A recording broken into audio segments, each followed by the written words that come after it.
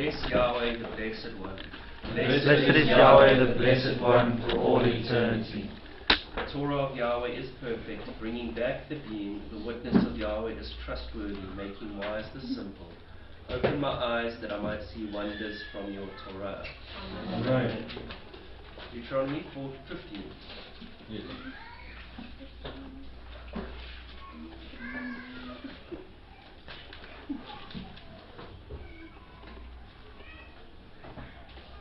At the end of every 7 years you shall grant a remission of debts. This is the manner of remission. Every creditor shall release what he has loaned to his neighbor. He shall not exact it of his neighbor and his brother, because Yahweh's remission has been proclaimed. From a foreigner you may exact it, but your hand shall release whatever of yours is with your brother. However, there will be no poor among you, since Yahweh will surely bless you in the land which Yahweh Elohim is giving you as an inheritance to possess. If only you listen obediently to the voice of Yahweh Elohim, to observe carefully all his commandments which I am commanding you today. For Yahweh Elohim will bless you as he has promised, and you will lend to many nations, but you will not borrow, and you will rule over many nations, but they will not rule over you. If there is a poor man with you, one of our brothers, in any of your towns, in your land which Yahweh Elohim is giving you, you shall not harden your heart, nor close your hand from your poor brother. But you shall freely open your hand to him, and shall generously lend him sufficient for his need in whatever he lacks.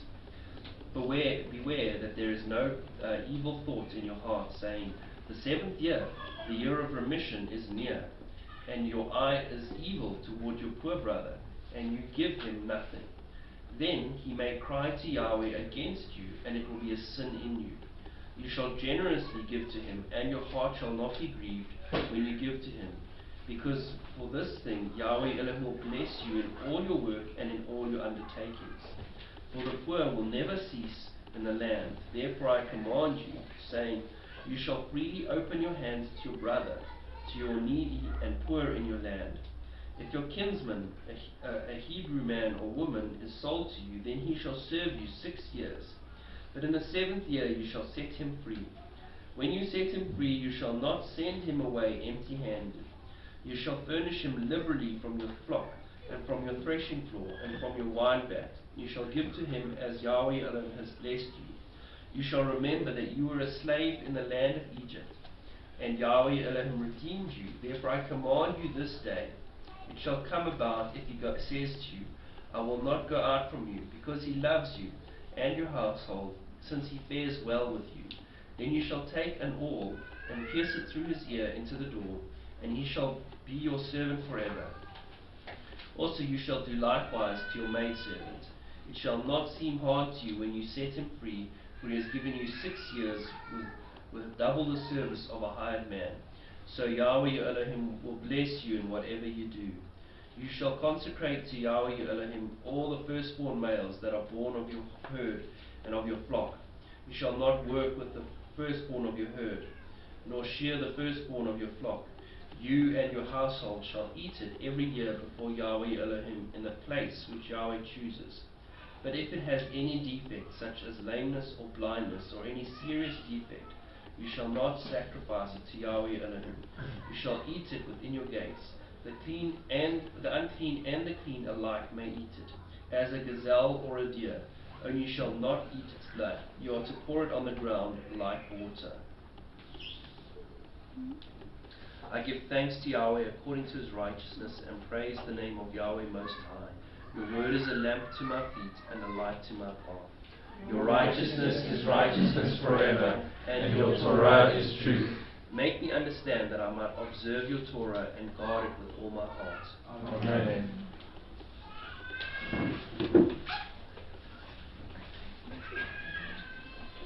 Quick question for the 2 young ladies. When 6 years have come and passed, you've got a servant. The 7th year, what must happen? You must not send them away with empty hands. Okay, good stuff. That's the question for the day. And just remember, you must put a nail through his ear.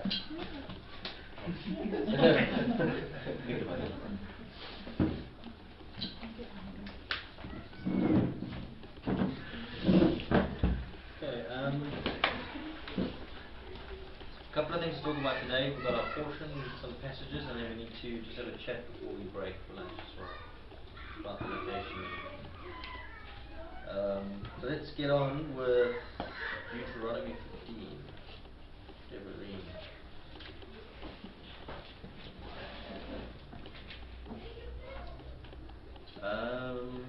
Let's see. Maybe let's start and read Luke 10. Can someone read Luke 10 for us? From verse 25 to 37.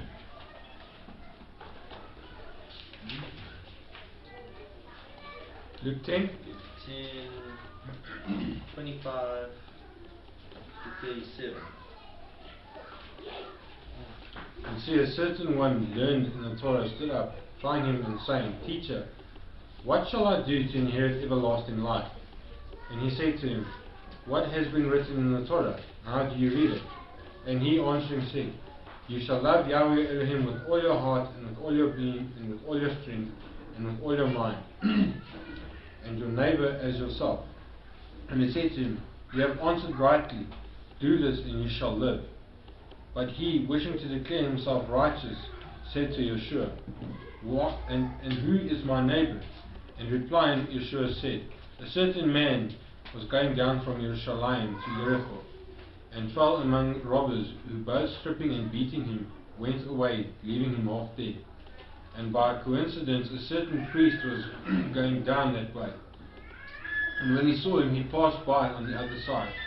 And likewise a Levite also, when he came to the place and seeing, passed by on the other side. But a certain Shomroni, journeying, came up to him. And when he saw him, he had compassion on him. And he went to him and bandaged his wounds, pouring on oil and wine. And having placed him on his own beast, he brought him to an inn, and looked after him. And going out on the sixth day, he took out 2 denarii, giving them to the innkeeper, and said to him, Look after him, and whatever more you spend I shall repay for you when I return. Who then of these 3 do you think was neighbor to him who fell among the robbers? And he said, He who showed compassion to him. Then Yeshua said to him, Go and do likewise. Thank you. Okay, so I just want to put this one up. Okay, so Luke 10. We'll get to Luke 10 now. It's very important in terms of what we're going to look at. We'll get back to it in a second. First, we get to take a little bit of a high-level view. What happens every 3 years? We read it last week. In terms of timing, so we look at a few cycles in Torah. So what happens every 3 years?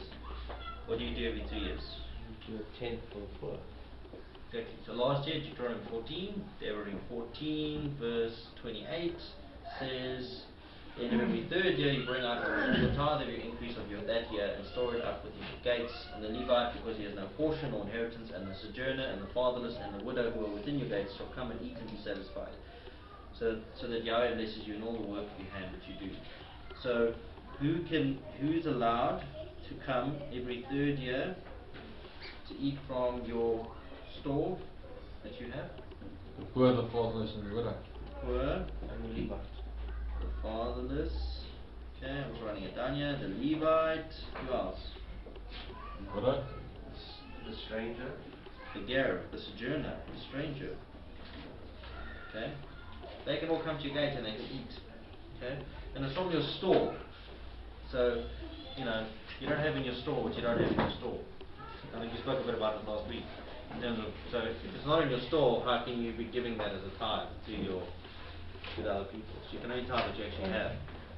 Okay, which is an important principle in terms of tithing. In any case, we're not talking about that now. So every 3 years it's that, right? What happens every 7 years? Okay. So what is that, Lloyd? Yeah. Lloyd and me. Okay, release of debts every 7 years. Okay, what else? There's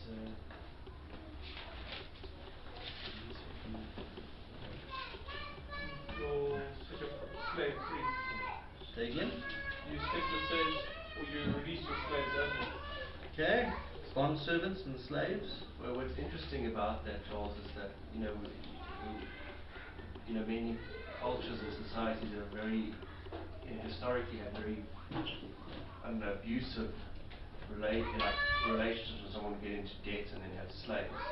Whereas, the Torah actually puts in place laws to make sure, look, if someone does fall into debt and he does need to be redeemed, that's not like this.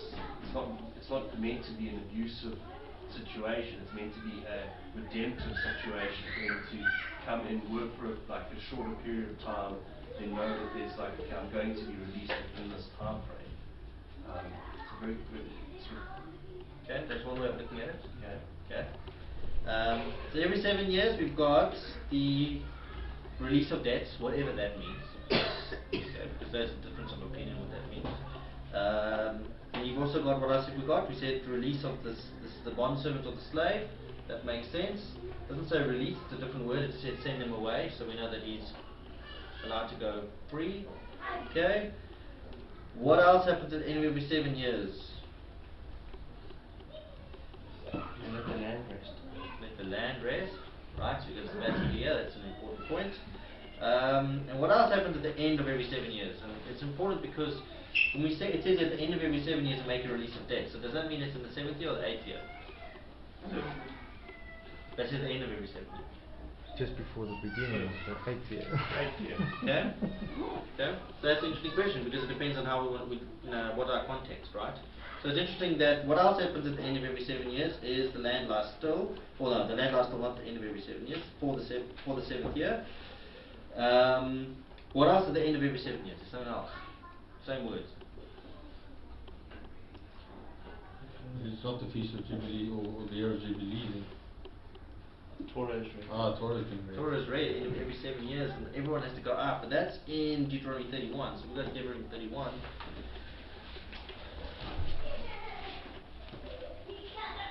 (31:10)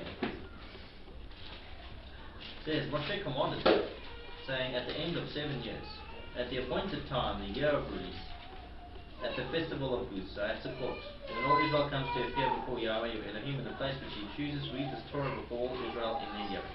Okay, so the end of every 7 years is Sukkot, right? So Sukkot is the end festival. Okay, even uses a term like that somewhere. It says like at the outgoing of the year or something like that. So that's interesting, and so we've got and that's why we have this slight funniness where it's like the beginning of our calendar is the first day of the first month. That's what it says. This will be the beginning of months for you, of our Passover. So that's the beginning of the year. But we also have almost like an agricultural year that runs until Sukkot, when you then go up on the 7th month. Okay. Anyway, carrying on. It says there, where all Israel will come to appear before Yahweh and read the Torah. Then verse 12, assemble the people, the men and the women, and the little ones. It's good to know that men and women are all Israel. That's great to know.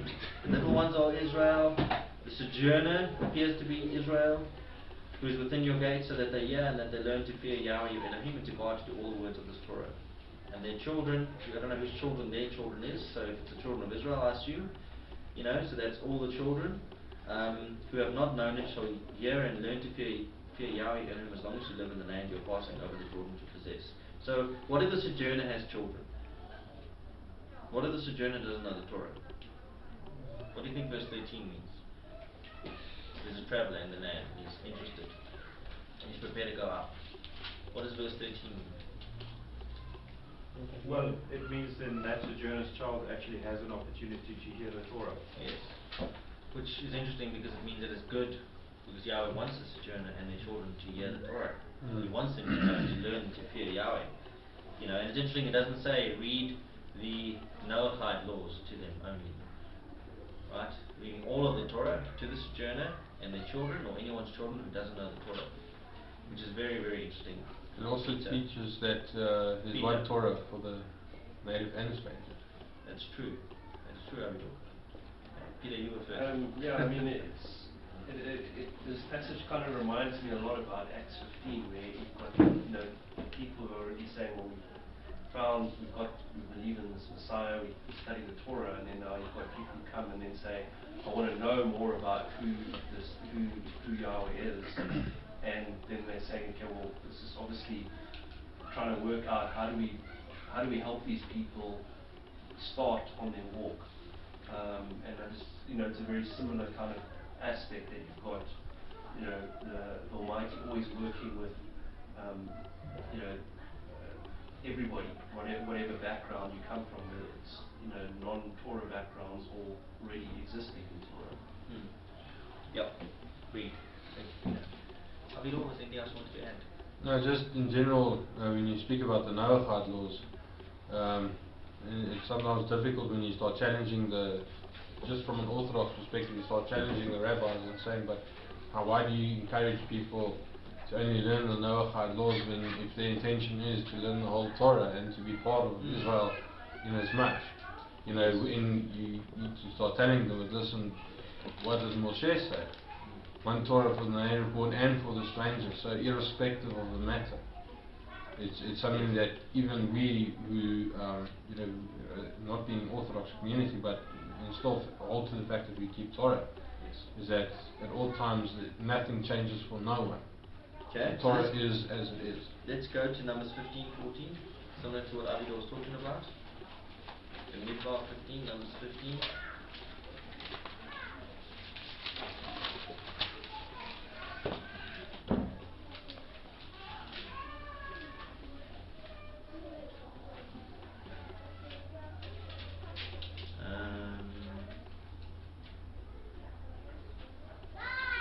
Okay, so in verse 14, when a stranger sojourns with you, or whoever is among you throughout your generations, and would make an offering by fire, a sweet fragrance to Yahweh, as you do, so he does. One law is for you in the assembly, and for the stranger who sojourns among you, a law forever throughout your generations. As you are, so is the stranger before Yahweh. One Torah, one right ruling is for you and the stranger who sojourns with you. Okay. So there's more than one verse on that subject. Same for circumcision and all of that. And I got time later on, I was listening to this discussion now on KFM yesterday, where they were talking about all the genetic problems that they're having. And there's a lot of genetic problems and issues that Jewish community is having, and they want to mandate that across the board everyone must be tested. And all the religious groups. I already do it. I want to make it so all the girls must be tested. To see that whoever they marry, that there's not a genetic issue, because there's now 9 types of chromosomal defects that can arise, and some of it is because, and they say that like if only one of the partners doesn't have a problem, right, and it's mainly a Jewish thing, so if they were to marry anybody that was not Jewish, they'd be fine every single time. So I just find that very interesting. You make the doorway so difficult to enter, and you discourage people from entering. And if the doorway was wider, you wouldn't have the problem of this type of issue. Sorry, mate. No, I just wanted to ask if you know if this is only a problem in the South African Jewish community or international? International. It's a problem in Israel as well. So, anyway, carrying on. So, like, for example, the Haredi, you can't be married unless a matchmaker does the test. And if you're going to have that problem, then God doesn't allow you to be married. Okay, so let's carry on. So, Numbers 15, we saw that thing now. For me, we start again with our Torah portion, Deuteronomy 15. Okay? It says at the end of every 7 years you make a release of debts. And this is the word of the release. Okay? Which is interesting. I love the wording, the word of the release. Every creditor is to release what he has loaned to his neighbor. He does not require it of his neighbor or his brother, because it is called the release of Yahweh. So what's interesting there? It's your neighbor. The neighbor. So remember, when we read Luke 10 just now, we saw that Yeshua had this whole completely different view, this strange, amazing view on the Samaritan in Luke 10, and he said to the man, who was the neighbor? Right? And we've got this Shomerite who just sees somebody and he bandages him up and sorts him out. And he asks who was the neighbor to that person. And it's fascinating to see that the Torah just says, well, it doesn't say every creditor to release what he has loaned to his Jewish brother only, or to whatever tribe he is in, or whatever clan he is in, or to a family member, or to this or whatever. It just uses his neighbor.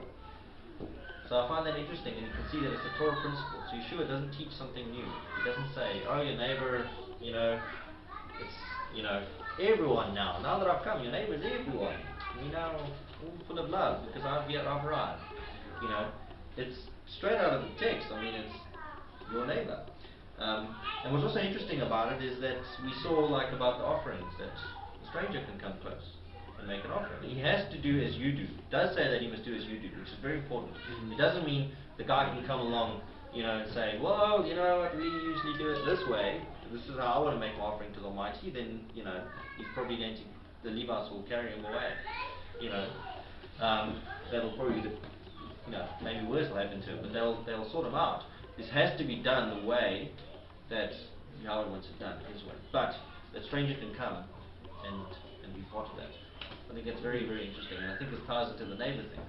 I think it's interesting to see that the law is applying to whoever's your neighbour in your midst there, Peter.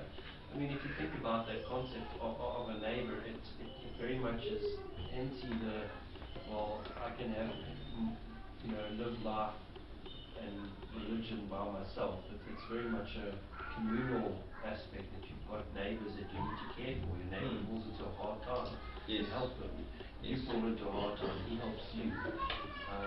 So I think that helps, frame how we should think and interpret other passages when we're not sure, and it seems to be anti-society. Yes. Put it like that. So carrying on the thing of neighbour, the next verse says, of a foreigner you could require it. And so the default position that people take straight away is, oh yeah, well, a foreigner, they don't have to keep the law. They do differently. So the first thing is the word is different. So the word for neighbour, and the word used in other passages, the sojourner and the traveller, that's ger. But the word here, the word here for foreigner is nochri. It comes from the word from nachar, which means to peer, to scrutinize. I always think when I read that word that it means that somebody arrives and they just look totally different. So get on a plane and fly to Saudi Arabia, and you'll immediately be like, you'll look very different to the way they look because they've got a way of dressing and you've got a way of dressing. And you go to a completely different culture, people are totally different. So in the next verse, in verse 2, a foreigner you could require, people would say, oh, I think that means that the foreigner doesn't have to keep the Torah. So there's a lot of things that come from these type of verses. Like last week we said, the stranger wants to eat that meat that you shouldn't eat. But we were like, well, isn't that actually practical that, I've got the body on my farm, we spoke about it last week, and I'm going to fight with a guy and wrestle with him so that he doesn't eat it, but I'm not going to touch it or do anything with it. At the end of the day, if the guy wants to take it, well, okay, fine. Just, I don't think, we're not allowed to eat that food, it's not good, but if you want to take it, then go. It's just a practical thing. And of the foreigner you could require it, why do you think maybe the foreigner would not have the release? And so this is where there's two different views as to what does the seventh year mean in terms of the release of debt. Right, I kind of favour the one because I think it makes the most sense, and the rabbis have actually changed the Torah to kind of favour that one, even though they don't agree with the view. So the one view is that release is complete. So I go to Clyde in year 6 and I say, Clyde, he's going to have 100,000 rand. And then later in the Torah it says, he has an evil eye because next year's the year of release. So I borrow all this money just before the year of release, and now Clyde's going to be in trouble with Almighty because he doesn't want to give it to me because he knows that there's no ways I'm going to be able to do what I need to do with the money and then be able to pay him back in time. So he's really bad because he's not prepared to just give me the money. Right? And I'm going to say, Clyde, the Torah says you must give me the money, and next year I'm not going to owe it to you, but that's fine. And so what happened, this is what happens. And so the rabbis say, well, now we're going to change it. And so I didn't have the time to look up the exact wording, but effectively they've changed it so that you must still pay it back, even if it's a year of release. Right? Because I said otherwise the whole economic system collapses and it wasn't working. But the question that I have then is what I've seen other Christian scholars raise, is that really what it means? That, oh, there's nothing, there's no release. Right? And so it's interesting to link it to what all the things that happen in the 7th year. What are the things that happen in the 7th year? The land lies, right? So if I've got a client, can I borrow 100,000 rand? I want to buy some wheat, and I'm going to rent a piece of land, and I'm going to start planting, right? And he knows that if I borrow him the money, I can get the land and everything sorted out, but I'm not going to get a harvest next year. So what does that mean? I won't pay back the debt on the 7th year. But what will happen in the 8th year? So that's the one way of looking at it, is that it's the 7th year, everyone is resting, and I'm not going to go back and ask for all the money back. I'm not going to ask for you know, a percentage or whatever the agreement is that we made. I'm going to release him for the year because everyone is resting on that 7th year. But then in the 8th year, he is going to pay it back. In the 8th year, he will start whatever process we have of him paying back. So maybe he pays back or paying back the debt, right? So that's the one view. And to be honest, to me, looking the more I look at it, to me it makes a lot of sense. But either way, you know, if you want to go with a full system, you know, it's very hard for someone to come and say to you, I want money or I need money, and ask for an extravagant amount, you know, just before the 7th year, and then for you to be condemned because you know that it's just gone. But maybe that's what the Almighty wants, right? But for me, verse 3 of a foreigner you could require it. What does a foreigner do? Why does that link to me to verse 3? Foreigner is not keeping the sabbatical year.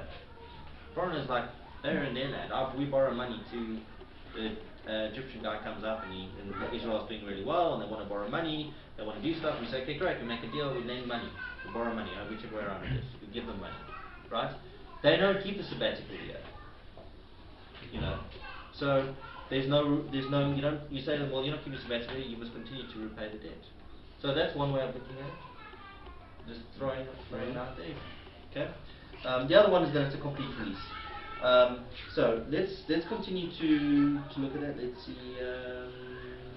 What I find interesting is if that's your view, then by keeping the sabbatical year, you also get the blessing from the Almighty to not have to repay your debt, to worry about the debt.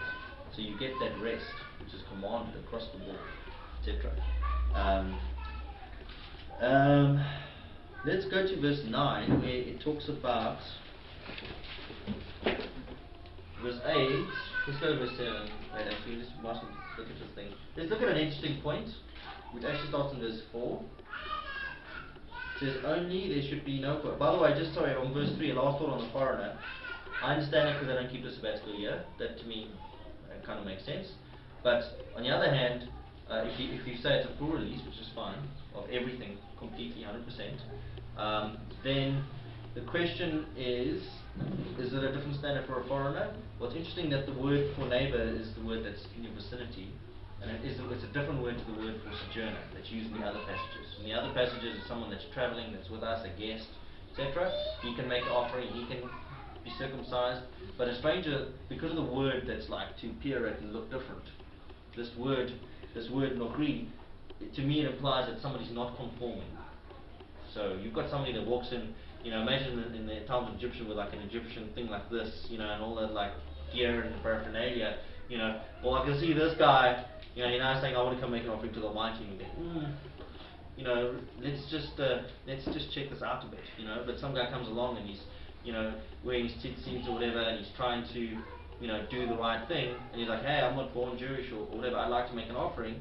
You're going to go, well, you know the process, it's like this, and he goes, yes, I know, you know, there's no reason why that person can't, you know, go through and make the offering. So, you know, that's kind of the way I see it. If we go to verse 4, there's a fantastic contrast in verse 4.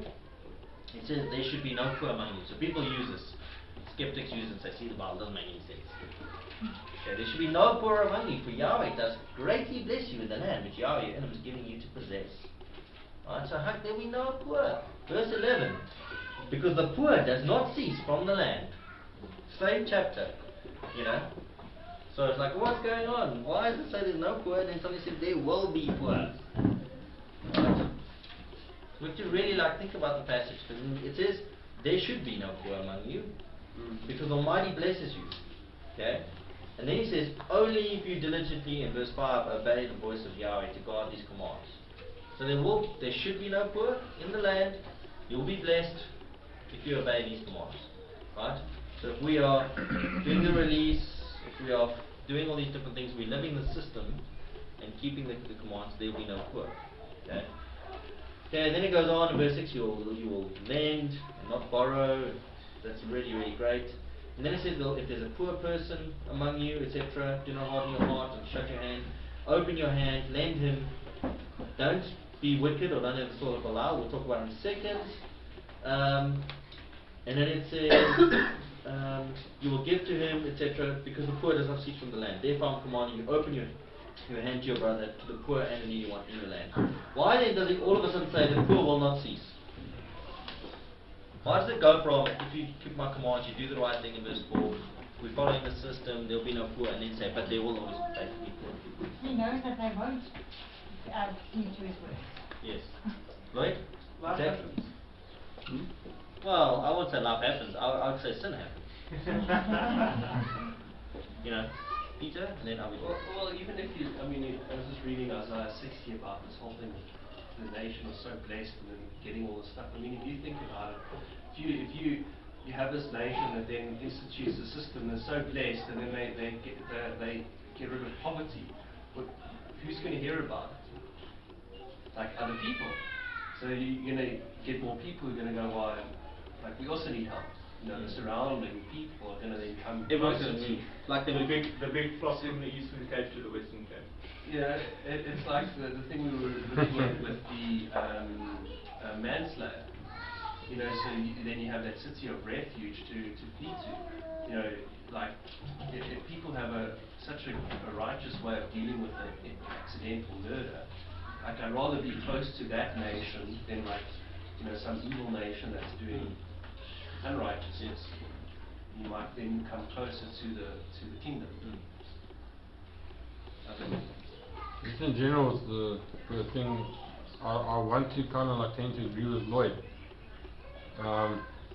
You know, you'll still get some guys who's gonna come up and say, "Oh, I'm keeping Torah and what, so I gotta be blessed," you know. But his heart might probably still be in the wrong position. And through many challenges, the Almighty has humbled Israel, you know, in sort of some harsh conditions with regards to, you know, have lengthened their journey into Israel. If they had only obeyed and the heart was in the right place, and not have been, you know, I think in the same sense, you will always find people like that. It's like, oh, but I'm keeping Torah, you know, I should be blessed, I should have, you know, all this wonderful, I should be living in a castle. But it's not the main point of Torah. Yeah. Agreed. Oh, you can go first. Okay, I'll go first. I think in verse 11, because the poor shall not cease from their land, therefore I command you.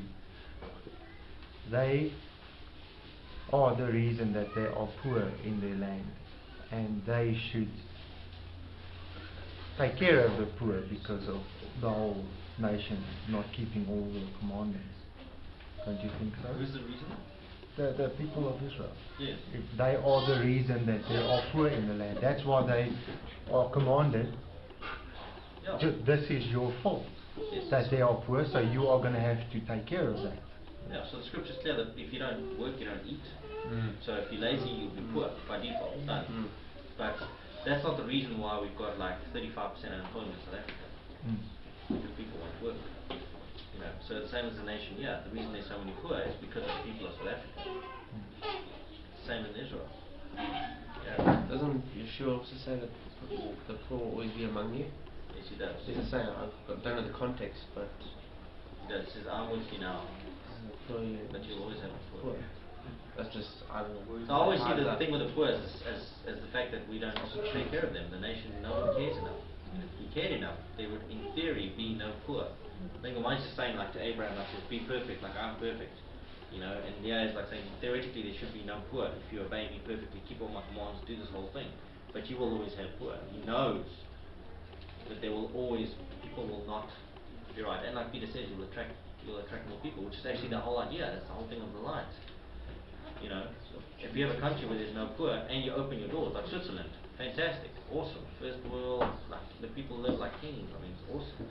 You know, but you can't go there. They won't let you go. You can't live there. Nothing. You know, it's very difficult. So, but if the doors are open and people are allowed to enter into the country, then they will follow your system, and it's fantastic. Take America as an example of like, you know, how many people come across the borders and try and get in because they see that that's a very prosperous nation with, you know, financially does very well. So the more that happens, the more people want green cards and trying to get in and just whatever it takes, you know, cross the aisle from Cuba, you know, risking death, just I want to get into that country.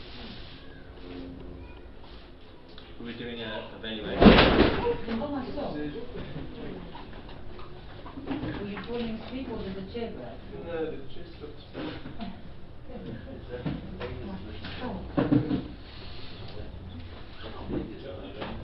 You okay, Lloyd? Yeah, no, all right. Give me chest. Just lost that chair. We did evaluation. We're doing evaluation at right now at work with clients who want to go and expand into new territories. So we're evaluating the GDP, the foreign investment, corruption, economic freedom, all the stuff for a whole lot of countries for some of our clients. I know this is like a economic discussion, etc. And one of the countries that's now the second most positive country for someone to invest in is Ghana.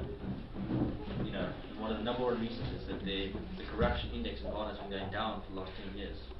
Down and down and down and down. You know, and South Africa is fast becoming only the third. Even Nigeria is starting to overtake us now. So they expect Nigeria to overtake us next year. And Ghana about 2 years. So at the moment, the foreign direct investment in Ghana is almost the same as South Africa. So that's simply because of like reducing corruption and actually trying to live right. Very interesting perspective. So, okay, let's carry on. So if we look at Luke 16, this is a nice one when it comes to this, the concept of the poor.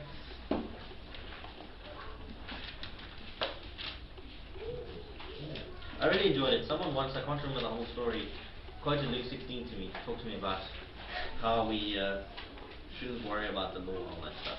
Just, I thought it was quite interesting. Except that when we actually read the words of Luke 16, it didn't have the same message as what he intended. So we go there. It says in verse 19. So now just remember how it's supposed to work. Right, in the scripture, we're supposed to give to the poor, we're supposed to open our doors and all that stuff. So read Luke 16, you'll see why it's so bad what happens in Luke 16. It says here, there was a certain man who used to dress in purple and fine linen and lived luxuriously every day. And there was a certain beggar named Eleazar, being covered with sores, who was placed at his gate. Why was he placed at his gate? Why was he at the gate of the rich man? Perhaps because they knew the Torah. He's meant to look after it. What does the Torah literally say about the tithe at least every 3 years? Shouldn't bring. The wording, the exact wording says, open your gates. You know, let them come in. So he's placed at his gate, so the rich man, and the idea is, of course, place him outside the rich man's gate, and every day the rich man will pass him and see him, and that obviously will help him, look after him, or do something, etc. Right? So, he's placed at his gate, and longing to be fed with the crumbs which fell from the rich man's table. Indeed, even the dogs came and licked his sores. And it came to be that the beggar died, and was carried by the messengers to the bosom of Abraham. And the rich man died and was buried. And while suffering tortures in the grave, having lifted up his eyes, he saw Abraham far away, and Eleazar in his bosom. And crying out, he said, Father Abraham, have compassion on me, and send Eleazar to dip the tip of his finger in water to cool my tongue, for I am suffering in this flame. But Abraham said, Son, remember that in your life you received your good, and likewise Eleazar the evil, but now he is comforted and you are suffering. And beside all this, between us and you is a great chasm that has been set, so that those who wish to pass from here to you are unable, nor do those from there pass to us. And he said, Then I beg you, Father, that you would send him to my father's house. For I have 5 brothers, let him warn them, lest they also come to this place of torture. What must he warn them about in verse 28? That probably they're not feeding the poor as well, taking care of the poor. So, if you had to describe, what did the rich man do every day when there was a guy outside his gate? Walk past, doesn't help him. Walk past him every time. Okay. So we'll look at that now. Okay. So they must warn him. 5 brothers, let them warn him. Let him warn them, lest they also come to this place of torture. And Abraham said to him, They have Moshe and the prophets. Let them hear them. Right. So Moses and the prophets would have taught them to give to the poor, to look after the poor, and all that kind of stuff, right? Isn't that what it means? You know? And he said, No, Father Abraham, Father, but if someone from the dead goes to them, then they shall repent. And he said to him, If they do not hear Moses and the prophets, neither would they be persuaded, even if one should rise from the dead. Right? So even if someone that we know has risen from the dead and tells you to do stuff, right?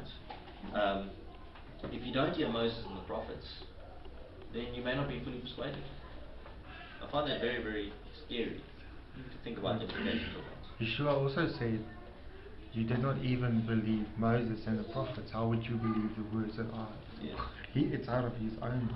Yeshua's entire basis for who he is comes from Moses and the prophets. So that's the foundation. So you can't eliminate the foundation and replace it with something different. That can't be the case. It's impossible. So this is very interesting. So I had a lovely discussion with this guy who was trying to show me. I wasn't Torah when we got to this. Because the words spoke for themselves. So what's the point here though is that Moses and the prophets is teaching you this concept. So if we go to Deuteronomy 15 where we are now, where is one of those passages? Many of them. Well, let's look specifically at verse 7. Peter? Okay. Where is it? Verse 7. When there's a poor man with you, one of your brothers, within any of your gates in your land, which Yahweh your Elohim is giving you, do not harden your heart, nor shut your hand from your poor brother. You should certainly open your hand to him, and certainly lend him enough for his need, whatever his need is. Be on guard, lest there be a thought of Belial in your heart, wickedness, okay? Saying, the 7th year, the year of release is near, and your eye is evil against your evil brother, your poor brother, and you shall give him nothing. And you shall cry out to Yahweh against you, and it shall be sin in you. You shall certainly give to him, and your heart should not be grieved when you give to him, because for this reason Yahweh your Elohim blesses you in all your works, and in all to which you put your hand. Okay? So sometimes the Almighty wants to bless you so that you can give. That's usually what it says to me. Yeah. So you can look after somebody else. And, is that not a witness? Yeah. We spoke last week about the fact that as a community, should we not be able to do so much more? We all kind of band together and we do things, and we do things for other people, look after the poor, etc. So there's other interesting verses. We go to Proverbs 22.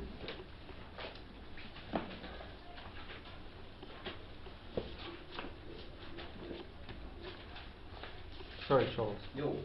If it says there, you should set him free. But You should what set him free. what if the Which verse? What are you talking about? if someone borrows money from you, then on the 7th year, you're gonna set him free of his debt. But what if the guy you lent money to feels he must pay back? If you keep Torah, but don't you think you would want to give it back, even if it's you keep that sabbatical year, and then on the 8th year, out of your own, give the money back? Because that's, I think, what I would do. Well, do you not think it's a good thing to give back what you've taken? Yes. Isn't it a righteous thing not to take someone else's stuff and give them nothing back in return? That's still why I'm not sure if it's the full release. The whole system to me is the guy, it's a sabbatical year, he's not planting, he's not sowing. No one has, that 7th year is the year when everyone's eating off last year's harvest and there's no return. So how are you going to go to the guy and say, pay me back? Because it says do not press him in the 7th year. So the thing is it about everything, or is it about giving him a break? To say, well, look, it's a sabbatical year, everyone has to get a break, and if you've borrowed him money, know that for a year you're going to get nothing back. So the evil eye is that I have to wait more than a year before I even get any of this money back that I borrowed the guy. Or is it everything I gave him, I'm never going to get it back now at all. So But then I would also say that the onus is on the borrower as well. Yeah. I think that goes two ways, because if I was to lend from you, you can have that evil eye where you're like, I'm going to lose a lot of money here. But then also that person, because I also know the law, and I know that you potentially you can release. So it would be, I think it would be wrong of me to come with you knowing that you can also release, that I can actually name his score. So I think the Torah works both ways. It may only give it from one point of view, but you may be the recipient of that law. So we should also uphold. That's why it's important to pay back. And if someone's given something to you, and like the Torah says, if something's in my trust and it breaks, I do need to restore it. I need to restore it fully. yes. And that is also a witness to that person as well. So the onus is on the borrower to also uphold some sort of agreement. I just feel that he also can't take advantage of the law. I will just add that I do think the Jubilee year is everything. all the land, everything goes back every 50 years, complete and utter, like, you know. But this 7th year, see, that's, for me, it would be the sabbatical year, personally. But yeah. I also feel that it says nothing that he can't give it back within the 7th year. You shall not require it of him. Yes. Even if you never require it of him again, he can pay it back at any time. What would you do if that happened? Someone insists on giving it back. Now, you don't want to feel like you're taking it back either. But what's like the easy way of doing these things? Like when there's inheritance and there's no one to receive the inheritance. Where does the inheritance go? To the poor. Make an offering to the Almighty. Goes to the temple, goes back to the Almighty. So to me that would make a lot of sense. If someone insisted for his honor and because he wants to show that he's actually trustworthy and wants to pay it back and not take advantage, you know, I would think that was a good thing. You know, maybe you just take the money and give it straight to the temple, straight to the Almighty, or straight to the poor, or something positive, or give it to the next guy that needs money, you know. Yeah. Well, the whole thing is, in these passages is that I think Yahweh's ways with money is very different to our ways. And we're so tight-fisted with it, and it's just the nature of man. We are so tight-fisted with money. We don't want to lend money. If we do lend money, we'll just pay it back, you know.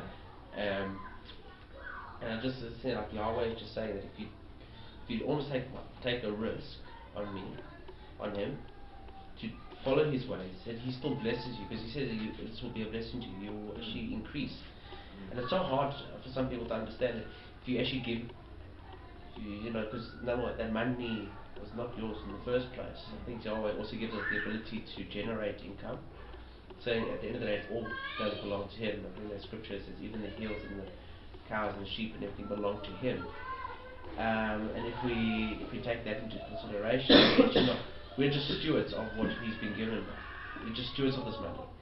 We've got to be wise with it. We've got to be generous with it, and wise. But I think it's it's like his ways fly in the face of any banking system.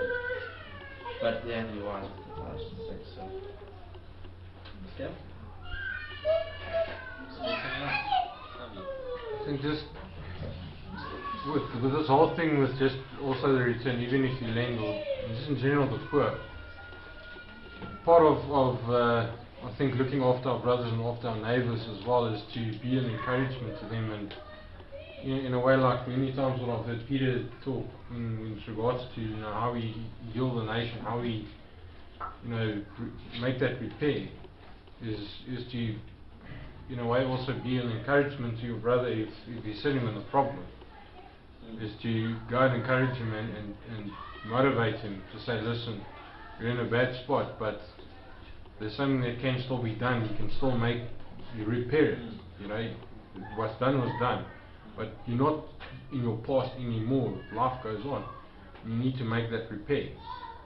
And even though you help him out, it's still a thing of, don't let the past keep on haunting you. Learn out of your mistakes. Get up into a better spot. So I also want to point out something in this situation, that there is two different thoughts, and I think we need to be clear. The one is that it says when your brother gets into trouble and he gets sold as a slave. Why does he get sold as a slave? How did this awesome system work, which is 100 times better than our ridiculous prison system, work? So when someone steals money and they can't pay back, or someone commits a crime and they can't pay back, and all that stuff, what happens to that person? They're sold as a slave to earn back that money, to pay back the debt. So if someone steals and they've got to pay money, they have to pay back at least twice. If it's sheep, it's 4. If it's cow, it's 5. And those are very important things, very important principles there on the repayment. So he pays back more than he stole. So crime definitely doesn't pay in the Torah at all. Literally doesn't pay. So now he can't pay that back, so he gets sold, and maybe he's only sold for 6 months, because it takes 6 months for him to earn enough money to pay the debt back, and then he goes free. And that's why they often use the word bond servant, because there's a bond. Like a bond on the house, there's a bond on you. You pay back the bond and then you go free, which is also not a bad word for slave, but it's more like a bond servant. So now your brother just messes up. He does something. Your brother, your neighbor, whoever it is, right? They mess up, and you know them, and it's like, well, now they're in trouble. There's all the stuff, etc. What do you do? What should you do? It talks about kinsmen and family and things, etc. He goes through the whole process at the very least. They are supposed to be redeemed. The Torah principle, you're supposed to go and redeem them. Say, look, okay, you owe this this money, you're in trouble, etc. Let's get you out of it. What can we do to redeem them? Get them out of the trouble, okay? That's redemption, okay? Debt is not necessarily the same. Someone comes to you and says, I want to borrow this money from you. You also need to be what's the right word? You need to, as Yeshua says, if you're trusted with little, you'll be trusted with much. You know, so you need to be reasonable about what you're doing. You know, it's not unreasonable to want to get paid back that money, but you're not allowed to charge interest, so we don't have a banking system like that. You can't charge interest. But generally, the idea of debt would be the person wants to do something constructive. What does he need? I need wheat to start planting, but I've got no money. I can't get any wheat. Or, you know, I'm a really good farmer. If I can just rent some land and buy some wheat and I can plant the stuff, I can get the system going. You know, I can get going, exactly. So I really think that things like this, like someone's got an idea and they want to get it off the ground, is really like a very strong concept for debt. That makes a lot of sense. Because your brother is struggling and you help him out, etc. You know, the debt is not for him to buy a fast car. You know, the debt is not for them to buy stuff and all that thing. And so that's why I think it's so strong. It's like, you know, when you can help somebody and they have an idea and they want to do it and they're your brother, you're not empowering them. The whole point is empowering them. It doesn't make any sense. You know, the whole system of sending food to hungry countries, that's very nice, but even now they all say it's actually to keep them there. It's to, you know, so you listen to the Greenpeace guys or these other people talking and they say, like, you know, this doesn't change anything. You know, why? Why don't they say, let's go and build farms? Why don't they say, we'll send the best farmers we have in the world there, and let's train the guys, let's get land, let's start teaching them. Why don't they do that? That should be what happens. Isn't that what should be what happens? That's exactly, I mean, this thing of Lazarus and the rich man, I always had some trouble with that, because in some sense, you know, I'd get to a traffic light and I'd feel guilty, you know, if I don't give this guy something. And then I read a book about this research that was done by this South African group, and it's about exactly that thing, about the whole victim mentality, that you don't help people, poor people, you don't help a beggar by just giving him money, because you're actually encouraging him to beg. But in this situation, in the Bible then, you read about this guy who was old and sickly, and he was obviously, so let's say, for argument's sake, he was someone who was dying of AIDS, or he's someone, so obviously he's not in a situation where he can go out and do something productive. That's something different to someone who has a victim mentality and stands at a traffic light because he feels as though I'm just really too lazy to work. So if by me giving that guy something, I'm encouraging him to do that, but if I really want to help him, I should actually do something to help him to become productive. I think, like, I agree with like most of the thrust of what you're saying, in terms of that the scriptures is clearly about productivity. It talks about giving a wife the fruit of her hands, so a productive wife, what is the thing in Proverbs 31, what's it called, the woman of valor. You know, your woman of valor, right? That thing in Proverbs 31. So she gets something of what she earns, and I believe it's a scriptural concept that people work and they earn, and you just pay the workers wages and all of that.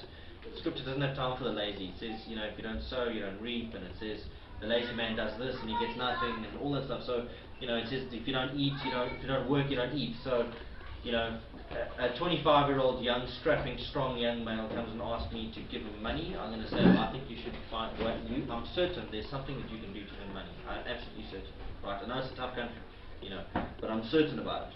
But when I see somebody that doesn't have a leg, you know, was like Lazarus with sores on his body and all that type of stuff, it's like, what is this guy supposed to do? You know. So I also think it's not our place. It even says in the Proverbs that give the poor man his drink.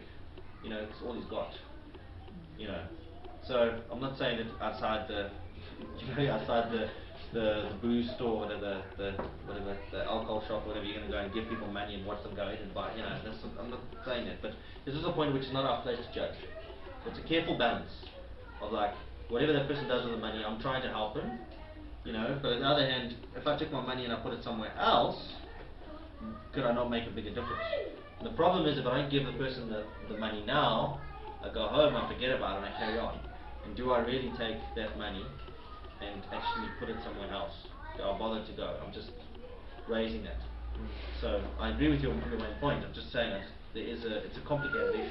You know. Well, if it's sorry, No, that's but if it's part of your lifestyle and if it's part of your tithing, you know, then I mean, it's not a thing of having to feel that you have to, because you raised the point about NGOs, you know, who go to third world countries and they actually just ship out food to them and it doesn't help them. And what I'm saying is research in South Africa showed it doesn't, the worst thing you can do for a beggar at a traffic light is to give him something, because he's got a victim mentality which you're feeding.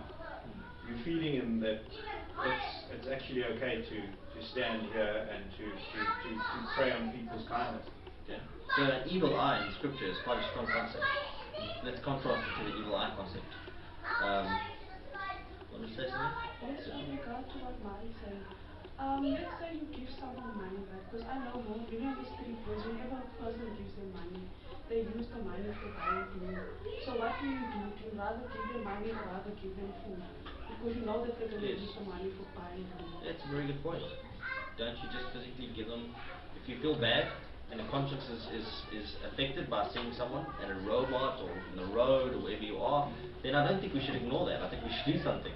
You know, whether it's giving them money or whether you've got a little packet of food and you say, there's some food, or you've got something to give them, maybe that's much more constructive. And then use your money somewhere else where... The easiest thing is just to take out 10 rand. Yes. But because, but in a sense, you're only soothing your own conscience. But that's the thing, is giving the 10 rand actually the easy way out, and not actually what the scripture wants. There's also been a newspaper report recently where they actually found that 99% of these beggars actually use the money for heroin. It's actually a huge thing of, you know, just being the heroin addiction. And a guy actually went out and tried to live with one of these beggars to help him more constructively. And it completely backfired because they just stole from him and everything just went right to heroin. So, yeah. And I think if we were a society that lived according to the Torah, we wouldn't have had these people in the first place.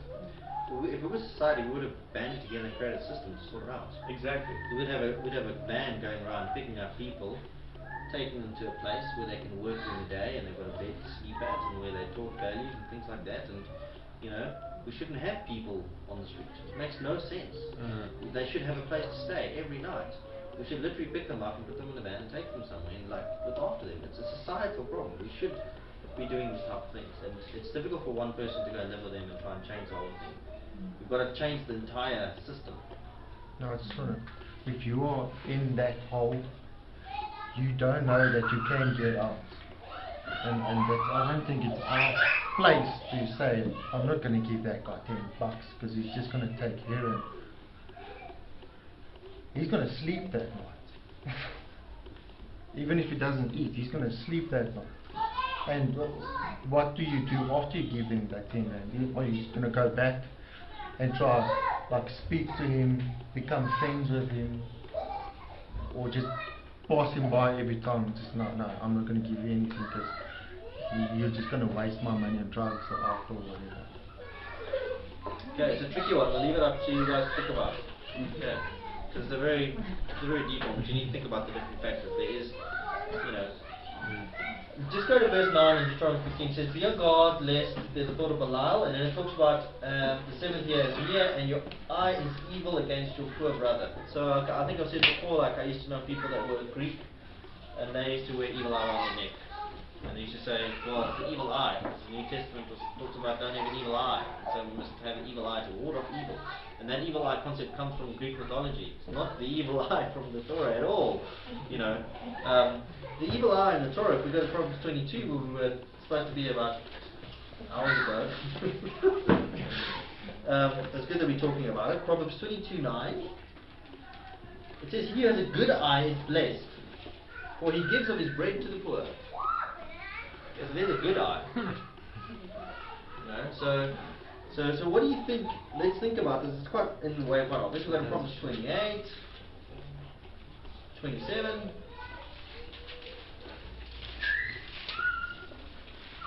There's really a good way of looking at it. He who gives to the poor does not lack, but he who hides his eye does have many curses. What do you think it means to have an evil eye? Be greedy. Greedy? What do you think it means, like, quite literally, if you think of a situation? What do you think it means quite literally? Sorry, Raina? No, I was just saying not to be generous. Yes, I think that's what it means, in effect. But think about a situation, and so you understand why it's evil eye. You know? I think that if you think of just that evil eye, good eye, if you think of it, you look at something and you interpret that, whatever it is, that color or whatever it is, in a certain way. So you will look at that event or maybe that poor person and you will interpret it in an evil manner. Like, you can say, well, he did evil in his life, that's why he's poor. I'm not giving to that person because he's just going to abuse it. Or it depends on you and how you internalize that help for that brother in that circumstance. So what happens if someone's sitting in a car and someone comes by your window? What do? You don't want to give them anything. Don't look at that. What do you do with your eyes? Away. Exactly. You don't make eye contact, you don't look at them, etc. As soon as someone looks at them, so if you see somebody standing and you make eye contact and you look at them, immediately they'll come forward to you. You know, and then they'll be like, you know, give me something, or, you know, clearly you've looked at me and you see my situation and now you're going to help me. Right? But you're not going to, no, I'm not there. I don't see you. You're not there. Changing the radio station or whatever's happening, you know. And that's the thing. And so that's the evil eye is what you look at, or what you're doing. And so you have an evil eye against it because you're not prepared to look at it, to accept and to take in or absorb the situation. And so that's why it's directly linked to the thing for being generous or not generous. Because you've already decided, you've glanced over and said, oh, no. You know, and in your eyes evil because you won't make eye contact. Because you know how much harder it is when you make eye contact with someone. You know, you're like, back, have a look across, oh, made eye contact! Like literally, I've, you know, been in those type of situations, like, oh no, what must I do? You know, I don't have any money. You know. By the way, if that ever happens, you don't have any money, just talk to the person. It really helps. Yeah. Hi, how's it? You know, sorry, what's your name? That, you know, give someone deep respect if you can't give them money. But also be careful because it's dangerous sometimes. Matthew 6, Yeshua has an interesting saying on this subject, which is why I don't want to just brush over it. Matthew 6:22, he says there, the lamp of the body is the eye. If therefore your eye is good, all your body shall be enlightened. But if your eye is evil, all your body shall be darkened. If then the light that is within you is darkness, how great is that darkness? Sure. Okay, so generally it's about generosity, etc. But if you think about it, it can be applied to more than just generosity, having good and evil eye, because it's what you look at, right? So if you are going to go and look at things that are wrong all the time, and this is why it's be careful what we're watching on TV and listening and those type of things, because you're taking in that evil, right? So, you know, and society knows that, and that's why when you see movies and these things and you've got all these terrible things happening, it's because they know that if people watch it and see it all the time, you know, they'll get desensitized and you'll bring that evil in through your eyes, because it does go inside you. Another one we've got, I don't think we have enough time now for this one, but there's also an evil eye when Yeshua tells a story about the man who goes out and finds people to work in his vineyard, and that's in Matthew 20.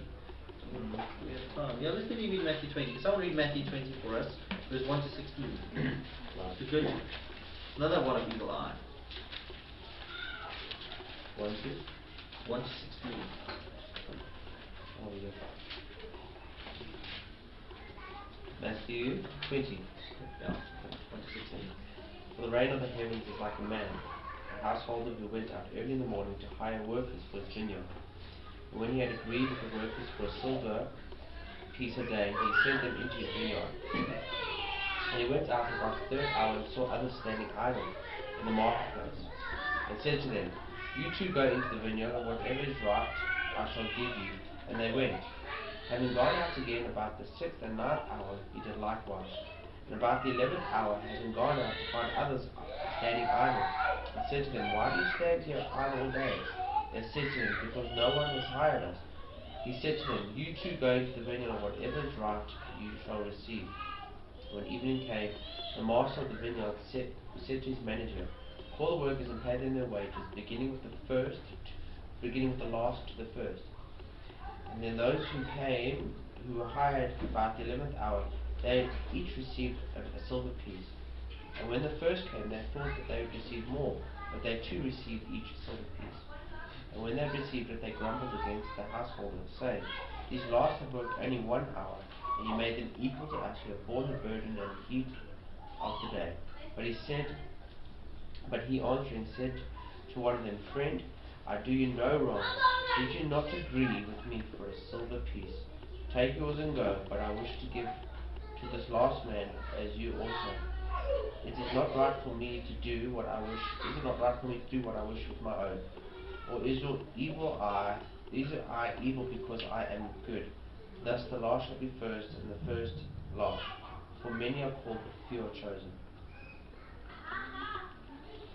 So there we've got an interesting concept on having an eye that's evil. We see that the people, they thought maybe they could get away with less. Because basically that's the issue, is you're coveting the fact that the other guys got the same as you did. Why did he give them one, and I also got one, but I felt like I worked harder. Right? And the concept is completely true, because that you made the agreement. So one says that you'll give someone, for example, eternal life, or the one says that I'll bless you for this. Someone strives for a long time, tries to serve Almighty his whole life, you know, maybe he's okay, hopefully he's okay. Another person serves Almighty for a week, and the Almighty maybe decides he's okay as well, gives him a reward. You know, are you going to stand, we can stand in heaven one day and say, oh, that's just not okay, I want more. You know, so yeah, we see that it talks about an eye that's evil, and there you're looking at the fact that they've got rewarded, and you feel that you haven't got, you should have had more reward. You know, and so it's all about what you look at and how you interpret, and what goes into your eye. So be very careful. You know, another thing is, it also talks about, you know, the Shema, it says, shall be as frontlets between your eyes. Right? It says, you know, write them doorposts of your house, you know, it shall be a sign in your hand, and it shall be as frontlets between your eyes. So a lot of people coming from like a Greek, you think that means that is what you think about. It's your brain. Like Greeks think of their brain, but you see in the Hebrew it says like he thought in his heart. You know, it says the thoughts of man's heart are evil continually. Hebrew, you think in your heart. You don't think in your head. Okay? Because your actual, the way that you feel about things, your morals and all that stuff is really what matters, and that's what drives things. So that's in your heart. So when it's fronted between your eyes, it's not talk. Why would it talk about the brain? Who cares about the brain? There's nothing that I know of Hebrew talks about the brain. You know. So what is here? Your eyes. Your eyes. So, you know, it's written here because everything you look at, right? So wherever you turn your head and everywhere you look at, you know, when you walk along a path, you're following the path of the mighty, you're looking, that's not the path, that's the path, I'm not following that path. Keep your eyes on the path, you know. So there's a lot on this thing of like evil eye and good eye, and what you bring in. And no matter how nice you think you are, if you're going to continue to watch bad things and be exposed to bad things and all that stuff, it's going to affect you, you know. And that is like, you know, so there's lots of stories on that I can talk about, but they, you know, and they don't turn out well. So that's why we need to separate from the bad situations. So let's carry on. Just another thing quickly in Deuteronomy 15, like talking about idioms, there's another one I thought interesting, and that is in verse 2. In verse 2, it says, this is the word of the release, every creditor to release what he has loaned to his neighbor. And there actually, literally, it's got the word yad is there, so what he has, the loan of his hand. It's giving him kind of like the loan of his hand, so the word yad is there for hand. And in English it's not translated as hand because it's not meant to be literally the hand, you know. But it's interesting that in Hebrew there's the hand there. It's just important that if you think about it, it's a sign on your hand, or we're thinking about hand, the use of the word hand in different contexts, what exactly does it mean? You know, so there, and then in verse 8 of Deuteronomy 15 it also says, you'll open your hand to him. Right? Again, your hand, doing actions. You know. So anyway, I thought that was interesting, just in terms of the use of the words. Right. What else did I say? Leviticus 25. Did we look at Leviticus 25 earlier about open the gates to everyone? Just on the last thought there, it also shows there's the sabbatical year in verse 2. It says, speak to the children of Israel and say to them, when you come into the land which I give to you, then the land shall observe a Sabbath to Yahweh. 6 years you sow your field, and 6 years you prune your vineyard and gather its fruit. But in the 7th year the land is to have the Sabbath of rest, Sabbath to Yahweh. Do not sow your field, and do not prune your vineyard. Do not reap what grows of its own in your harvest, and do not gather the grapes of the unpruned vine, for it is a year of rest for the land. And the Sabbath of the land shall be to you for food, for you and your servant, and for your female servant and your hired servant, for the stranger who sojourns with you, and your livestock and the beasts that are on your land. All those crops are for food. See in verse 6 that when you, in that sabbatical year, that you're not farming your land. So like today, like I know farmers, they've almost generally got fences around their farms. And you know, you can't just walk up to a farmer's land and say, oh, you know, those nice millies, you know, like go chop off some millies or go and stuff like that. They're going to get very annoyed with you if they see you do it.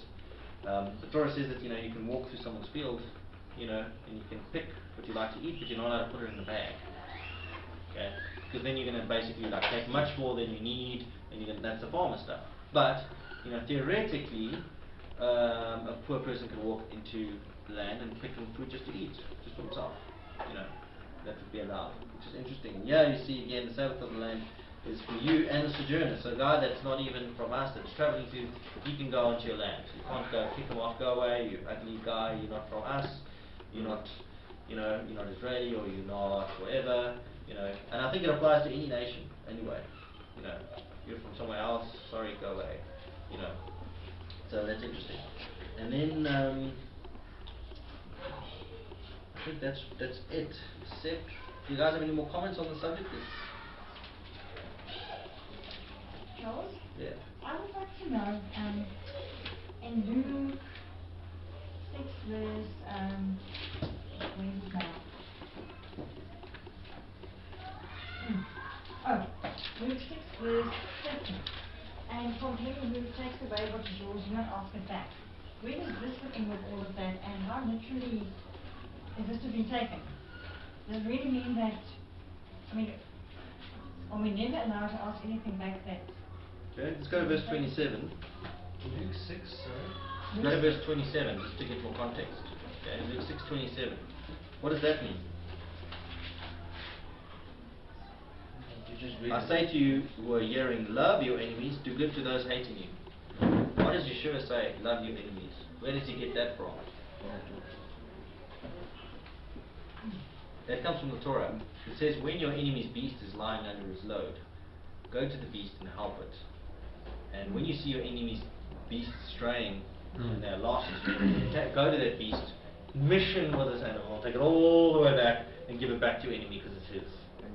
Right? So the Torah tells me, what does that mean? It's giving us, remember, the Torah is practical. It's giving us practical things that we must do, and by doing them, we realize, well, isn't Almighty telling me to love my enemy? You know. So Yeshua's doing it. He's just like saying, well, you know, love your enemies. There's lots of passages we can find in the Torah where he talks about this. You know. So love your enemies, do good to those hating you. That's a Torah concept. It's like run of the mill. It's not complicated. Yeshua's just explaining what, you know, these examples of the Torah mean.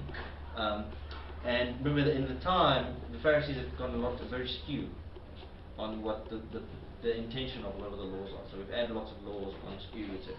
You know, everyone's gone skew on that. You know, we're all trying to come right. But he's trying to get them to come right. So the first thing is that's within Torah, love your enemies, doesn't mean I give them hugs.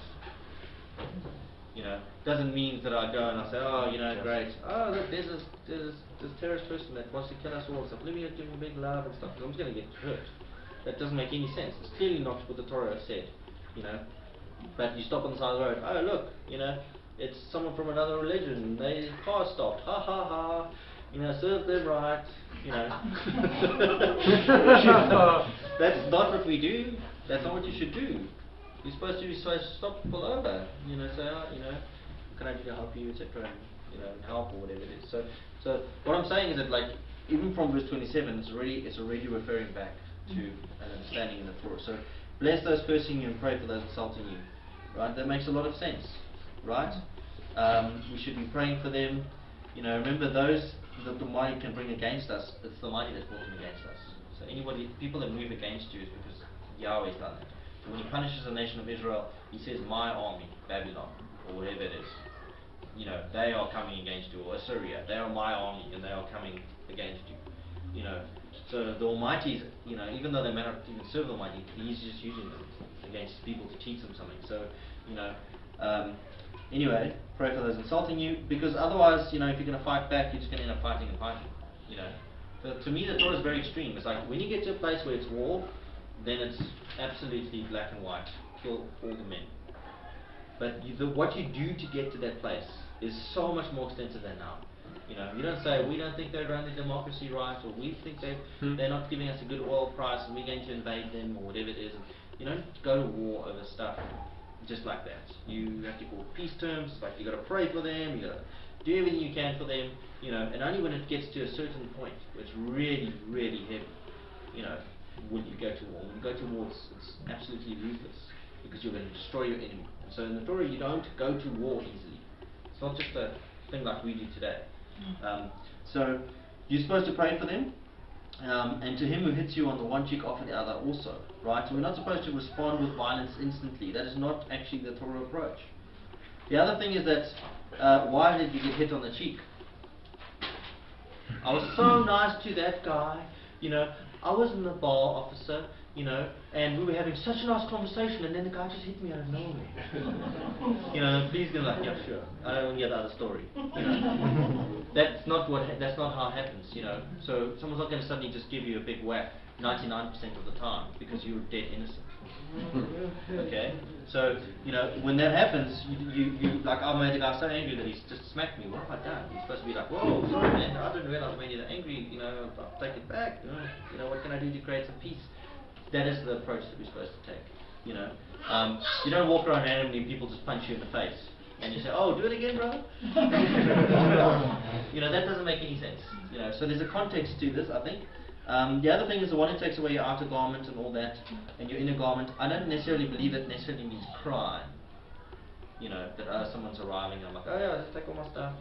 Because there's a sense of justice in the Torah. It's very clear on things like that. You must report the crime because that guy's going to rob someone else. How do you love your neighbor when you let criminals go free? That's not loving your neighbor. He's going to harm the next person. So, say again? So wouldn't the garment, isn't the garment also referenced when you come and work for someone? Because the Torah says that at the end of the day you must give your servant back his garment. So could this be a reference? So it could be a reference to the many places it talks about a pledge. Pledge, yeah, so when someone loans and says that someone gives their garment, and they've borrowed some money and they say, I just want to go do this with it and I'll bring it back, but take my jacket in the meantime, and just show how honourable you are. So, well, I'll even give you my shirt, or I'll give you my boots, I'll give you my jacket and my boots, because I'm definitely coming back, or whatever it means. There's also potentially the analogy where it looks like with Rome compelled them to carry bags and to give stuff to Romans. So a Roman could walk up to a Jew at the time, in Yeshua's time, and they could say, yeah, there's my bag, carry it for me. And you have to carry their bag, and you have to carry it for at least 1 mile. And then they can find another Jew to carry it. And that's why when they were with the cross, when they were carrying that thing up, and Yeshua fell, and he was too weak to actually carry the thing up anymore, they could just grab Simon, I think it was Simon, and they got him to carry the thing, and you had to carry it that last mile for Yeshua, because he was a Jew and they were Romans, and they could make him carry stuff with them. So anyway, so then you would say, well, I'll carry it another mile to show that you don't hate them. And the reason that they can make you carry that thing is because you haven't listened to the Almighty and you're being judged, and you are resisting the judgment of the Almighty. So we need to look at a lot of things differently. We immediately want to respond with anger and vengeance and fight back, and that's not necessarily the right thing. It doesn't undermine justice. So, and give to everyone who asks of you, and from him who takes away what is yours, do not ask it back. So, give to everyone who asks of you. I think that's an interesting one. If someone, and I think it lines up with the thing in Deuteronomy 15, where it says that this person comes and asks you, in verse 8, it says, you will certainly open your hand to him and lend him enough for his need, whatever he needs. Okay? It's interesting, lend him enough for the extravagant desires that he has. It doesn't say that, it says lend him enough for his need. So there's a need that's being discussed, and that's why I believe the debt comes about as a specific issue that needs to be solved. Like he wants to do something, I need to buy equipment, I need to fix my car so I can go to work and I can earn salary and I'll pay you back next month or whatever. There's a need. And from him who takes away what is yours, do not ask it back. That's a difficult one. I like to think in context that that it's in context of the Torah and justice and all of that, I do, you know, but it is a very open one, you know. So I would say that if someone were to steal a loaf of bread from me, I don't think I'd go and run after him, chase after him with a car and like get him handcuffed and thrown into prison and all of that. Then I would be like, well, if someone had to steal the bread, they were very hungry, you know. I still think it's wrong, but I wouldn't be angry with them. But I mean, if someone was to come into my house and steal silverware and this and all kinds of things like that, to me that would be, I don't know if that would make sense to just leave it. So I think Yeshua is talking in the context of Torah. I believe everything is in the context of Torah. So maybe refers to a genuine need again. Yes. If someone has a genuine need, then let him go kind of thing. Yeah. Could it not also be a debt? Yeah. So a person's come and you borrowed, you're now reluctant to settle, and eventually he comes and he takes it, and you perhaps get aggro because you don't want him to take it. Yeah. I mean, if it's with a debt, then it's very obvious, very clear. Someone borrowed my car, and they've had it now for months, and I need my car back. I'm going to go take it back. So it could be that. But I think the next verse makes it clear, 31. Because you need to read all of it together. As you wish men to do to you, you should do to them in the same way. You know. I think if you just look at 31, nothing becomes extreme. Everything becomes normal again. You know, whereas you could say that 30 is extreme, takes it away, I will not ask it back. Someone comes and they take everything I have, etc. I'm just going to like not even ask back, but nothing, you know.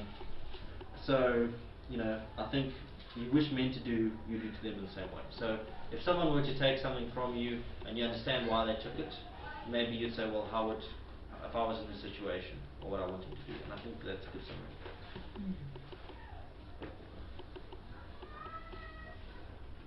Okay, so last thoughts in Deuteronomy 15, just verse 21. Some of the I think we now need to finish soon, but I think just before that, I was going to talk about it, but I just want to quickly talk about slavery or this bondservant thing. We could look at it in more detail at some stage, but it talks about, in verse 12, a brother sold to you, a Hebrew man or woman, they serve you 6 years, no one has redeemed them, right?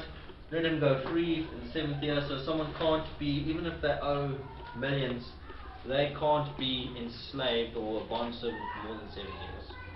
To me that makes a lot of sense, you know. So and what's the next level of sentence over that? There's only really like one other sentence that you can give someone if it's going to be more than 7. The eternal sentence. So if someone's done death penalty crime, then they're dead. Otherwise, all other crimes they can't serve more than 7 years. That's very much how it should work in Israel.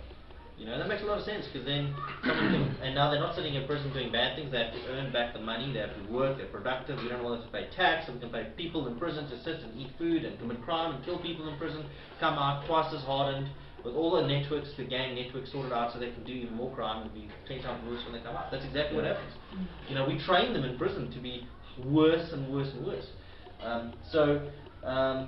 In any case, what's the point? Let's look at this thing of the slave. So when you see this like thing in scripture when someone is sold, it's absolutely completely the opposite of when you watch or you think about when the slavers came and they kidnapped people and they put them into slave and they get whipped and all that type of stuff, and this terrible thing. Because look how it should be. On the 6th year, you let them go away, you know, don't let them go away empty-handed, you know, you're going to give him stuff. You know, so all of a sudden you have to now respect this guy who's going to leave. You're going to give him stuff. You're going to richly supply him. You're going to be like, yeah, there's some sheep from a threshing floor. There's some food. There's some wine. You know, you're going to give him all that stuff with what Yahweh blessed you. Give to him. So whatever your business is, whatever you're doing. So you guys are planting this type of crop, whatever Yahweh's blessed you with this. Yahweh's blessed you with this. Give it to him. You're doing wine. We'll give him some of that, etc. Anyway, then he says, you remember you were a slave, and Yahweh redeemed you. And then he says, the slave is supposed to, at the very least some of the time, turn around and say, you know what, I don't want to leave because I love you and your house. It is good for me to be here. Wow, that's like not, what do you think this is a slave?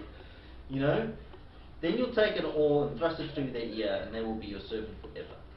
Okay, so very, very interesting because they're supposed to love you. like, what kind of a servant is that? What kind of a slave is that? That's like not at all the same picture of what we do to the stuff. You know, so it's nothing like that. It's not like people in shackles and walked and being beaten and that whole thing. It's not that at all. The other thing is that slaves should actually want to say, they receive bonuses, you know, and they realize that you treated me so well, I can't actually go somewhere else. You know, if I go there and I get a job there, and I do, you know, it's actually better for me. That's amazing. I mean, think about a company. You know, hey, I'm going to leave you guys and resign today, and say, oh, okay, you know, you've actually been so good the last few years. Yeah, just take all this money and the stuff. Thank you for working for us. I mean, what company's going to do that? You know, unless they're firing you and they're trying to get rid of you, then they'll give you some, you know, the thingy. But you just resigning and saying, okay, I'm finished now on my contract, and they say, yeah, they take extra stuff. And you say, you know what, actually, it's so good to work here. I don't want to leave. I'd like to stay. You know, Murray. There was actually a thing on 702 this past week that I just quickly, you know, they've got this where they I can't remember what they call it, but they honor people for good stuff they do, and you can nominate people that you want to honor.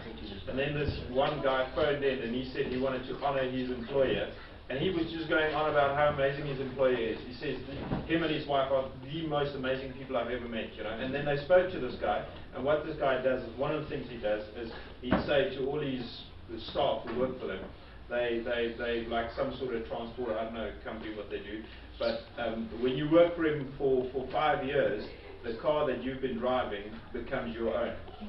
So then this guy comes, the owner of the business, he says, you know, I'm not such an easy guy to work with. I'm actually quite a difficult guy to work for. But obviously what he's doing is he's actually empowering his employees, and in a sense he's applying these sort of principles, you know, because he's saying that I value you much greater than the salary that I paid to you. You know, I value you to the point where, and obviously, you know, his company is blessed because of that. Because so these employees feel, gosh, I wanna really pour much into this business, and they take ownership in that business. Yeah, fantastic. And they won't, you'll pay less maintenance on the cars because they Yeah, won't drive them to the ground and stuff. yeah. So it's economic reason. Just as in verse 18, look at the economic reason the Almighty says. Let it not be hard in your eyes when you send him away from you, for he has been worth a double hired servant, serving for 6 years. So the person is actually going to be so happy, going to love working for you, it's going to be this great thing, and they're actually going to be twice as productive as somebody else. You know, and so, you know, it's like pure simple logic. You know, happy employees are good employees. You know, happy slaves, bond servants are good ones. You know, so the point is that it actually makes a lot of sense if you look after people and you follow the principles. And the Torah is immensely logical. The Almighty is very wise, obviously, in all the things He's given us. You know, so it makes sense to follow this approach. Not only because it's the right thing to do, but because it's also makes sense from a productivity perspective and from, you know, growing what you're doing. It's short-sighted to be corrupt, to make cruel decisions, and to be all horrible to the people that you work with. So anyway, that was just the one thing. Was there another comment? Someone had a comment? No? Okay. Last thing I just wanted to say before we go is verses 20, 21, the firstborn male, you will eat them, verse 19, verse 20, you eat it before Yahweh. So the firstborn belongs to the Almighty. You would set them apart, right? You're not allowed to get any benefit from them because you will take them and you will slaughter them before the Almighty. Okay? And that's when you go up at least 3 times a year, and you'll take your firstborn with you as well, and you will go slaughter them and eat them at the place of the name. Because remember, the Almighty, you have to give the firstborn for Passover, and so Yahweh owns all the firstborn. Right? And so when you have a firstborn, you also redeem the firstborn son, and all of that, etc. Now, verse 21 though says that when there's a defect in it, right? When it is blind or lame or an evil defect, do not slaughter to Yahweh Elohim. So there's a problem with it. The little thing is born crippled, or it's not 100%. So you can only give to the Almighty what is perfect. What is perfect doesn't mean it came out and it's like shining light around it and it's like the 1 in a million sheep that I can now give to the Almighty. It means it's a perfect sheep, it means a perfect, complete sheep. There's nothing wrong with it, it's healthy, it's strong, etc. Right? So in some way you can be a perfect person just in the fact that you are doing everything that's right, you're healthy and all of that, etc. So it's not the word perfect like that we think of perfection, you know, like whatever. So, but it's got no defect. Do not slaughter to Yahweh. but you will eat it in your gates, the clean and unclean, as the gazelle and the deer. So there, we spoke about before, that the clean and unclean, why does it say the clean and unclean can eat of it? Who's the clean and unclean, the animal or the people? The people. So saying that even if somebody's unclean, they can actually eat of this animal. And why can they eat of this animal? Well, why would they not normally be able to eat of this animal? So would have been used to pass on. Because the animal would have been taken up and you would have slaughtered it there to Yahweh. And the clean on it. Right? And you cannot go to the place of the name, and you cannot eat peace offerings, Passover offerings, these things when you are unclean. You have to be clean to eat these things, because they are special offerings to the Almighty. You would do them at the place of the name. At the temple, you would do them. But now, this animal has got a defect in it, and you can eat it at home. Right? And whether you are clean or unclean, right? I went out working today, and for some reason, whatever happened, I got unclean in the process, but I can still eat, because I'm just eating it at home. It's not a temple offering to the Almighty, so I can eat of it. Okay, and the clean, unclean, as the gazelle, and the same as the gazelle, because you never offer deer. There's no offering of deer to the Almighty at the temple. Right? All offerings of sheep and goats and cows and doves, etc. There's no gazelle and impala, springbok, kudu, whatever. Those aren't the things that are offered to the Almighty. Those are wild animals for which we can eat. Just as you could eat a gazelle in the wild, someone doesn't have to worry if it's clean or unclean to eat of it. It's the food that we eat. And then finally, just warns us. Just remember, don't forget, don't eat blood. Pour on the ground like water. Yeah, we don't eat blood. So I think that's an important thing to bear in mind when you look at food and what you can eat and you can't eat. I won't get into that unless you were talking about it later. Thank you. Charles. Yes. Cool. Thanks. Anything else? Okay. Great. Thanks.